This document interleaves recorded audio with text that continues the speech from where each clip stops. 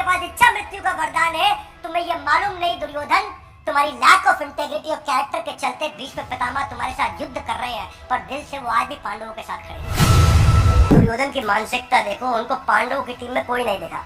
उनको ये भी नहीं देखा कि त्रिलोकीनाथ सर्वलोक महेश्वरम स्वयं श्री कृष्ण वहां बैठे हैं।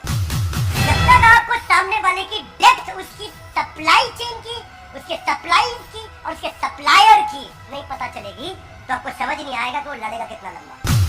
Ignoring to listen when it is most needed to listen. आप इतने अच्छे नहीं हो जितना अपने आप को अच्छा समझते हो, सामने वाला इतना कमजोर नहीं है जितना आप उसको कमजोर समझते हो।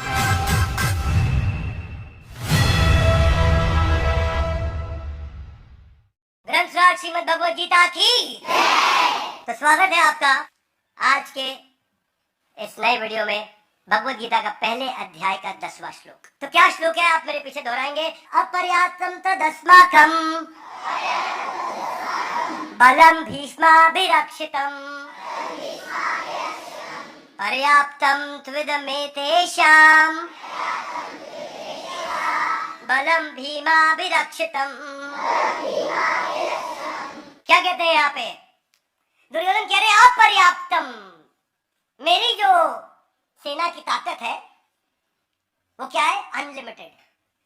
पर्याप्तम मतलब लिमिटेड, अपर्याप्तम मतलब अनलिमिटेड बलम। और क्यों मैं अपर्याप्तम अनलिमिटेड स्ट्रेंथ के साथ आया हूं? दुर्योधन हूं मैं, मालूम है ना किसको बोल रहे हैं? द्रोणाचार्य को। द्रोणाचार्य भी सोचते होंगे पता नहीं कैसा शिष्य पाल लिया मैंने, कहां से आ गया ऐसा शिष्य। और बता रहे अपर्याप्तम, तो युद्ध हो रहा है सामने, दुर्योधन तैयारी का टीम को इंस्ट्रक्शन देना, इंस्पायर करना, तो लगा हुआ अपनी तारीफ करने में। और क्या कह रहे? क्योंकि भीष्माभिरक्षितम, मेरे पास भीष्म पितामह है। ये बात ठीक है, क्योंकि भीष्म पितामह बहुत शक्तिशाली है। भीष्म पितामह के पास उनको सारे के सारे मिलिट्री आर्ट्स में, इकोनॉमिक आर्ट्स में, वॉरफेयर में, पॉलिटिकल साइंस में, सब में एक्सपर्ट थे। वो खुद ही एक देवता, 33 करोड़ देवताओं में से एक है वो भीष्म पितामह। और बता रहे भीष्म पितामह ने, क्योंकि उनके पास इच्छा मृत्यु का वरदान है। आप सबको जानकारी होनी चाहिए। और फिर सामने क्या कह रहे हैं? पर्याप्तम इदमेतेषां बलम भीमाभिरक्षितम्। हमारा तो अपर्याप्तम, उनका पर्याप्तम, मतलब उनकी ताकत लिमिटेड। हाथ आगे लाए क्यों? कह रहे उनके पास ले दे के खाली भीम है। दुर्योधन क्या बोल रहे हैं? उनके पास ले दे के खाली हमारी टीम तो इतनी बड़ी, पीछे पिछले वीडियो में चर्चा कर चुके हैं, और इनकी टीम में देखो कोई है ही नहीं, भीम है खाली।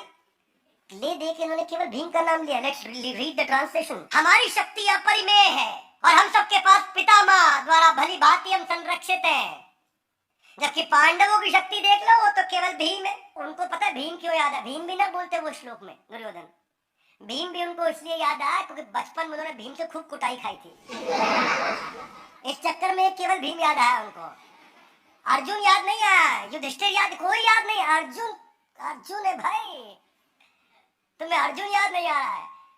वो इसलिए क्योंकि ना जो एक्सट्रीम इमोशन होता है वो कभी भूला नहीं जाता है।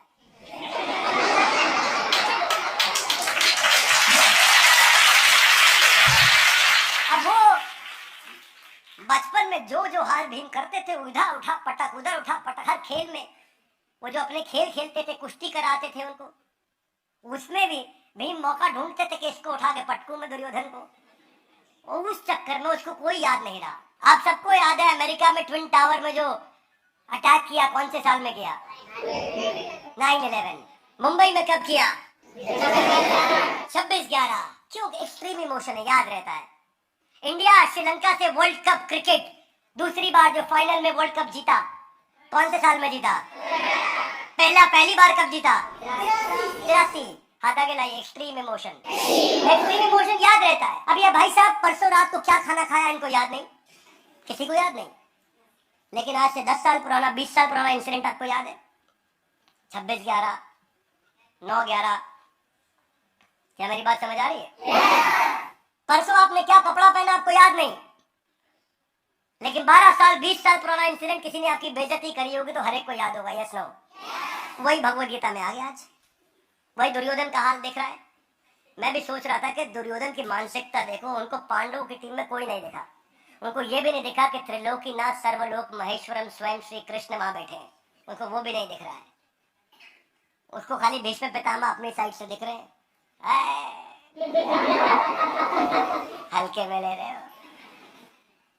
That's the problem with Duryodhan मानसिकता। ये जो है ना, इसको बोलते हैं playing my favourite trap, centre stage trap बोलते हैं, सेंटर स्टेज ट्रैप। ये पता क्या ऐसे होता है सेंटर स्टेज ट्रैप? ये ऐसे होता है कि जैसे सरपंच है, सरपंच गांव में होता नहीं होता, सरपंच को 4 लोग माला ज्यादा पहना देते हैं तो उसके मन में ऐसा आ जाए कि अब तो मैं प्रधानमंत्री को हराऊंगा इलेक्शन में। तो दुर्योधन का ऐसा ही हाल था, है कि नहीं? और उनको लगा प्रधानमंत्री कोई है नहीं, खाली भीम है वहां। इसको बस भीष्म पितामह की तरफ देख के इशारे में बोल भी दिया, भीम को निपटा दो, बाकी सबको मैं देख लूंगा। आज भी उसको भीम का डर है, उसको पता है इसको नहीं छेड़ पाऊंगा मैं। इसीलिए आदमी घबराहट में एक ही का नाम लिया ना, टेंशन में नाम एक ही का निकला, किसी और का निकल नहीं रहा नाम। This is called Waterloo trap and this is how we miss out. ये क्या इमोशन पे चल रहा है, वो मिस्ड आउट। इतना ऑक्यूपाइड है वो अपने ग्लोरिफिकेशन में कि कंपटीशन को एसेस नहीं कर पा रहा। उसको ये समझ नहीं आया कि जो भीष्म पितामह जिनके पास इच्छा मृत्यु का वरदान है, तुम्हें ये मालूम नहीं दुर्योधन, तुम्हारी लैक ऑफ इंटेग्रिटी और कैरेक्टर के चलते भीष्म पितामह तुम्हारे साथ युद्ध कर रहे हैं, पर दिल से वो आज भी पांडवों के साथ खड़े थे। वो चाहते ही नहीं थे कभी पांडव हारे, वो चाहते थे पांडव जीते। अंदर से भीष्म पितामह हमेशा चाहते थे पांडव जीते, कृष्ण को प्रणाम करते थे वो। तो ये कंपटीशन एनालिसिस करना ना कर पाना कि कंपटीशन इतने दिन में, उसको क्या लगा दुर्योधन को, हम लोग राज्य में, हम लोग सत्ता में, हम लोग पावर है, हम एस्टैब्लिशमेंट है, ये एंटी एस्टैब्लिशमेंट है, ये इनके पास पावर है नहीं, ये बहुत दिनों से वनवास के बाद आ रहे हैं लौट करके, अज्ञातवास के बाद आ रहे हैं लौट के, इनके पास क्या है? ना सेना थी, ना ताकत था, ना धन था, ना ऐश्वर्य था, ना कुछ था। ये 5 पांडव जंगल से घूमते फिरते आके थोड़ी बहुत टीम बना के खड़े हो गए, केवल भीम है। दुर्योधन ये समझ नहीं पाया कि इतने दिन में कितने स्ट्रैटेजिक अलायंस करके आए हैं। वो समझ नहीं पाया कि इतने दिन में कितने राज्यों के साथ पार्टनरशिप करके आए हैं। वो समझ नहीं पाया इतने दिन में कितनी इंटरनेशनल अलायंसेस को साथ में लेकर के आए हैं पांडव। वो समझ नहीं पाया कि स्वयं श्री कृष्ण ने वहां पे जो उसने खुद बहुत बड़ी गलती करी, जब कृष्ण अपने शयन कक्ष में आराम कर रहे थे और ये डिसीजन होना था कि कृष्ण किसकी तरफ होंगे, तो दुर्योधन पहले वहां पहुंचे, थोड़ी देर उनके चरणों के पास बैठे रहे और सोचे मैं राजा तो मैं हूं, क्यों चरणों पे बैठूंगा, सर के पास चले गए। इतने में अर्जुन बाद में आए और दोनों वेट करे कि भगवान की नींद खुले तो उनसे बात करे। भगवान की नींद खुली तो भगवान ने पहले अर्जुन को देखा, सामने मेरे चरणों में बैठा है। दुर्योधन ने कहा पहले मैं आया हूं, बात पहले मैं करूंगा। बोले आप पहले आए हो, लेकिन अहंकार के चलते आप आके मेरे सर के पीछे बैठ गए, वो मेरे चरणों में बैठा है, तो पहले बात करने का अवसर अर्जुन को दिया जाएगा। अर्जुन बताओ तुम्हें क्या चाहिए? तुम्हें मेरी नारायणी सेना चाहिए या मेरा मॉरल सपोर्ट चाहिए? दुर्योधन टेंशन में, वो बहुत टेंशन में, ये नारायणी सेना ले गया तो मेरा गेम ओवर ना हो जाए। ले दे के पांडवों के पास तो कृष्ण की सेना आनी थी और कुछ था नहीं। उसका कंपटीशन एनालिसिस इतना कमजोर। क्या होता है, स्टार्टअप आता है, सोचता है बाजार में मैं भी यूनिकॉर्न हो जाऊंगा, अभी रातों रात यूनिकॉर्न हो जाए। क्या बात कर रहे हैं, ऐसे फंडिंग आ रही है, बाहर तो खड़ा चेक लेकर के ये सोच करके जो है अपना कूद जाते हैं बाजार में। देखते नहीं, प्रोडक्ट को समझते नहीं, मार्केट की प्रॉब्लम को समझते नहीं, कंपटीशन को समझते नहीं, और अपना सेल्फ ग्लोरिफिकेशन में आ गए और ये समझाने में लगे कि मैं कितना इंटेलिजेंट प्रोडक्ट लेकर के आऊं, मेरा आइडिया स्टार्टअप का देखो। और वही दुर्योधन ने वहां पे टेंशन में आ गया, अर्जुन मांग लेगा। तो जब पूछा भगवान ने क्या चाहिए अर्जुन तुमको, तो उन्होंने कहा कि भगवान मुझे नारायणी सेना नहीं चाहिए, मुझे स्वयं नारायण चाहिए। मुझे नारायणी सेना नहीं चाहिए, मुझे स्वयं नारायण चाहिए। उधर से दुर्योधन मन मन मुस्कुरा रहा, बहुत बेवकूफ निकला है, इतना मंद बुद्धि होगा अर्जुन मुझे मालूम नहीं था। तो यार दुर्योधन चेक भी कर लिया, भगवान आप क्या करोगे इनकी तरफ से, आप तो मॉरल सपोर्ट दे रहे हो। तो उन्होंने कहा अर्जुन ध्यान रखना, मैं युद्ध में पार्टिसिपेट नहीं करूंगा, मैं खाली बैठूंगा, कोई गाइडेंस चाहिए हो तो ले लेना। कहो वो ज्यादा से ज्यादा तुम्हारा ड्राइवर बन जाऊंगा, इससे ज्यादा कुछ नहीं करूंगा, युद्ध नहीं करने वाला मैं। तो अर्जुन ने कहा भगवान जिसके पास आप आ गए उसके पास सब आ गया, मेरे को आपकी मेंटरशिप, आपकी गाइडेंस, आपकी कोचिंग, आपकी टीचिंग, आपकी एडवाइस चाहिए, बस आपकी शक्ति आ जाए तो सब हो जाएगा। दुर्योधन को एक्चुअली लग रहा था कि जब भगवान ये बात बोल रहे हैं ना कि भाई मैं युद्ध नहीं करूंगा अर्जुन, दोबारा कंसीडर कर लो अपने डिसीजन को, मैं केवल तुम्हारे साथ रहूंगा, एडवाइस दूंगा, युद्ध नहीं कर। तो दुर्योधन दोबारा टेंशन में आ गया, भाई अर्जुन डिसीजन ना बदल दे कहीं। और अर्जुन डिसीजन नहीं बदला, अर्जुन टिका रहा। अर्जुन बोला भगवान आप ही चाहिए, नारायणी सेना में क्या करूंगा, जिसके पास नारायण है, सेना तो उसी की बनाई हुई है, वो इस सेना को दोबारा बना देंगे। दुर्योधन के साथ दुर्योधन एकदम खुश छलांग मारा। दुर्योधन ने बोला अब तो भाई देखो बच्ची कच्ची कृष्ण की सेना उनको मिलनी थी, वो भी हमारे पास आ गई। तो we are living in a society of limited self reflection. इतना लिमिटेड सेल्फ रिफ्लेक्शन है हमारा। The opinion that how I am better than the other person, इसको बोलते हैं अबव एवरेज सिंड्रोम। इसको बोलते हैं अबव एवरेज सिंड्रोम। ये कॉग्निटिव बायस है जो आपको ओवर एस्टिमेट करता है और सामने वाले को अंडर एस्टिमेट करा देता है। You are not good at judging other people and estimating their strength and power, so you become more prone to making a lot of mistakes. That's Duryodhan. Inaccurate evaluation of risk. वो risk को evaluate नहीं कर पाया दुर्योधन कि सामने वाले क्या क्या तैयारी करके बैठे हैं। वो अपनी टीम की तारीफ कर रहा है और ये अंडर एस्टिमेशन जो था इसने फंसाया, क्योंकि अभी तक केवल अपनी तारीफ कर रहा था, अब यहाँ ये भी बता दिया कि सामने वालों में तो केवल भीम बैठा हुआ कोई है ही नहीं। यही कारण है every second business is failing in first 5 years। Hey guys one more time, every second business in India is failing in first 5 years।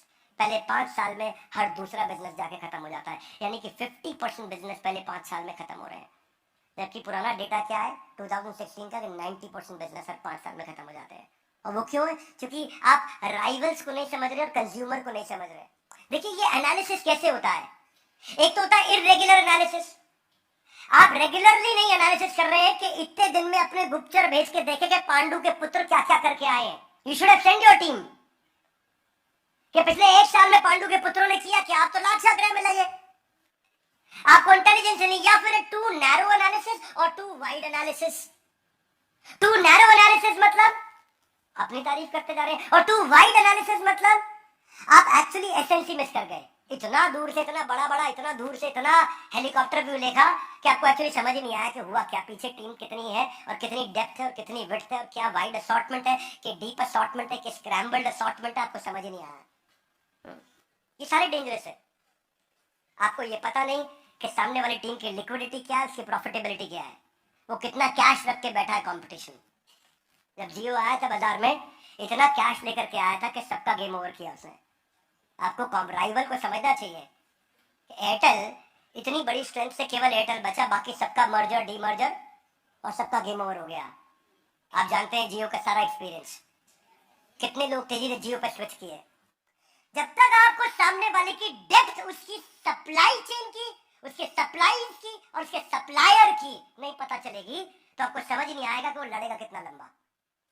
Supply और सप्लायर्स, कितनी सप्लाईज है और कितने सप्लायर्स हैं, यानी कि आज पांडवों की सेना में कितना एम्यूनेशन और कितनी टीम है और कितने लोग पीछे से आ रहे हैं जो सप्लाई देते चले जाएंगे। चाणक्य पंडित ने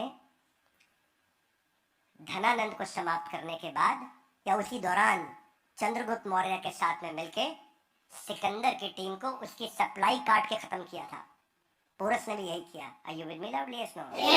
पीछे से तो सप्लाई आ रही थी उसको खत्म किया, आगे की टीम खत्म। योगेंद्र सिंह यादव जी के साथ एक वीडियो 15 अगस्त को दिया हमने और उसमें उन्होंने क्या बताया कि 21 घंटा लगता था मुझको पीछे बैकपैक लेकर के चढ़ने में, जाकर के कारगिल के युद्ध में, और हम 4 लोग जाते थे ताकि एम्यूनेशन और खाने का सामान ऊपर पहुंचाए, वो थी उनकी सप्लाई।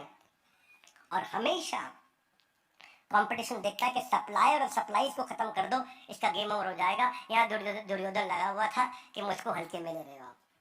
दुर्योधन बिल्कुल भटका हुआ था, वो समझ नहीं पा रहा था। ब्लॉकबस्टर ये वो कंपनी थी 1985 से 2010 में जाके बैंकरप्ट हुई। मैसिव बिजनेस, वीडियो गेम और होम मूवी रेंटल्स के अंदर सबसे बड़ा जायंट था दुनिया का। आपकी जानकारी के लिए 85,000 एम्प्लॉय थे, 10,000 आउटलेट पे काम किया करते थे ब्लॉकबस्टर में। इतनी बड़ी ऑर्गेनाइजेशन थी ब्लॉकबस्टर। मूवी देखनी होती थी पहले, डीवीडी मिलती थी आपको, कैसेट मिलती थी, वीसीआर कैसेट लगाते थे, याद है आपको? टर्मिनेटर मूवी घर पे ला करके देखा करते थे हम, enter the dragon, English movie India में नई नई लोगों ने देखनी शुरू करी थी उस समय। तो ब्लॉकबस्टर, इसके इसके 10,000 स्टोर थे दुनिया भर के अंदर, 2004 में बता रहा हूं मैं आपको, अपने पीक के समय में। पर जो ट्रांजिशन डिजिटल मॉडल की तरफ चल रहा था वो नेटफ्लिक्स लेके आ रहा था। नेटफ्लिक्स सन 2000 में चालू कर चुका था कि डिजिटल तैयारी होगी आगे, क्योंकि इंटरनेट उस समय .com का जो बहुत तेजी के साथ जो ग्रोथ आ रहा था उसको 96 से ये समझ रहा था, और उसको समझ आया कि आगे चल के मूवी लोग सीधा इंटरनेट से देखेंगे। सन 2000 में इसके बाद ऑफर आई थी नेटफ्लिक्स को खरीदने की केवल $50 मिलियन में। एक कमॉन, कितने में? चिल्लड़ थे, चिल्लड़, इनके लिए $50 मिलियन। और आज वही नेटफ्लिक्स डिजिटल रेवोल्यूशन के कारण $101 बिलियन पे है, और ये भाई साहब 2010 में बैंकरप्ट होकर गेम से बाहर हो गए। इसका भी एनरॉन हो गया। क्या हो गया? एनरॉन हो गया इसका भी। ये ट्रांजिशन को नहीं पहचान पाना। जनरल मोटर, भाई साहब जनरल मोटर कितने साल चली मालूम आपको दुनिया में? 101 साल चली। 1908 में आई थी, 2009 में बैंकरप्ट हुई। क्यों जनरल मोटर बैंकरप्ट हुई? क्योंकि वो नई टेक्नोलॉजी में पैसा ही नहीं लगाया उसने कभी। अमेरिकन कंपनी, जायंट, इतना बड़ा जायंट, 100 साल से ज्यादा काम किया उसने, पर ब्लेटेंटली कंपटीशन को इग्नोर किया और नई टेक्नोलॉजी में इन्वेस्ट नहीं किया।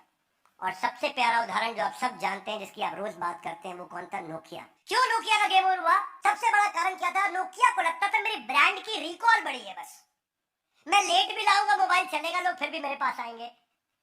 जितने में नोकिया एक मोबाइल की पीपीटी तैयार करता था, चाइना उतने में 3 मोबाइल निकाल के ले आता था। और वो कारण है, एक बार पोजीशनिंग खराब हुई, आज वापस नोकिया को उठने में कितनी दिक्कत आ रही है, ये हम सब जानते हैं। Would you agree with me? Yes, no? बस ये जो है ना, ये जो फीलिंग है कि मेरा ओवर एस्टिमेट करना अपने आप को। नोकिया का बार बार स्टेटमेंट क्या आता था कि मेरे ब्रांड का रिकॉल वैल्यू इतना स्ट्रांग है, मैं मोबाइल लेट भी लेके आऊंगा तो लोग मेरा ही लेंगे। और उसी के कारण गेम ओवर हुआ। Ignoring to listen when it is most needed to listen. जिस समय सबसे ज्यादा जरूरी है सुनना, तब भी आप नहीं सुनने को तैयार हो रहे, तो क्या सुनोगे भैया? आपका भी एनरॉन हो जाएगा। Trying, you should listen to the truth when the truth is available, publicly available. ऐसे लोग क्या करते हैं? सेंटेंस कंप्लीट नहीं होने देते सामने वाले का, बीच में टोक के बोलते हैं, बीच में रोक के बोलते हैं। इनको ना कहते हैं सेल्फ हिप्नोटाइज्ड पीपल। ये सेल्फ हिप्नोटाइज होते हैं। अब क्योंकि ये इतने सेल्फ हिप्नोटाइज है, आप इनसे आर्गुमेंट कर ही नहीं सकते। क्या नहीं कर सकते? तो इस अबव एवरेज सिंड्रोम से बाहर निकलने के लिए 2 चीजों का ध्यान रखना। You are not as good as you think you are, and they are not as poor as you think they are.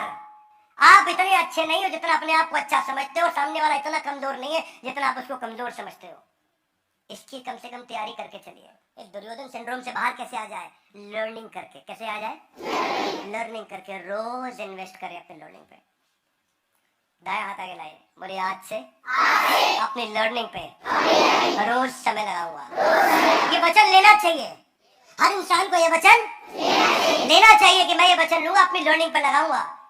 किसी और को नहीं दे रहे हो भाई, अपने लिए कर रहे हो। शार्पनिंग द सॉ इसी को बोलते हैं।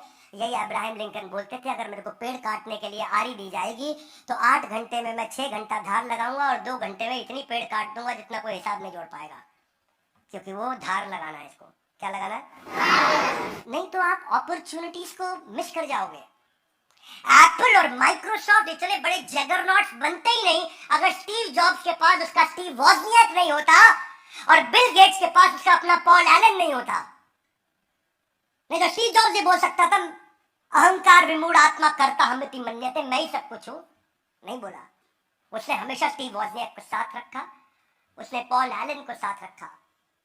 जब आपका कोच आपकी मदद करने को तैयार हो तो बिना बात के आर्ग्यू करने की आवश्यकता नहीं। सरेंडर करें, सुने, अपने मेंटर की शरण लें ताकि वो लर्निंग अंदर रजिस्टर हो सके। दुर्योधन की मानसिकता से हमें सीखने को मिलता है कि हमें क्या नहीं करना है। ग्रंथराज श्रीमद् भगवद गीता की हो सके तो इस वीडियो को सब तक क्या करिए? शेयर करिए, ताकि ये वीडियो से हम लोगों को इंस्पायर कर सकें, वो अपने चरित्र को और अपने चित्र को बदल सकें। अपने जीवन को बेहतर बना सके। इस भारत के यूथ को हमारे को नई दिशा देनी है। हमारे साथ जुड़े रहने के लिए, इस वीडियो को लाइक करके हमारा उत्साह बढ़ाने के लिए, इस वीडियो को सही लोगों तक पहुंचाने के लिए आप सबका हृदय की गहराई से प्रेम पूर्वक बहुत बहुत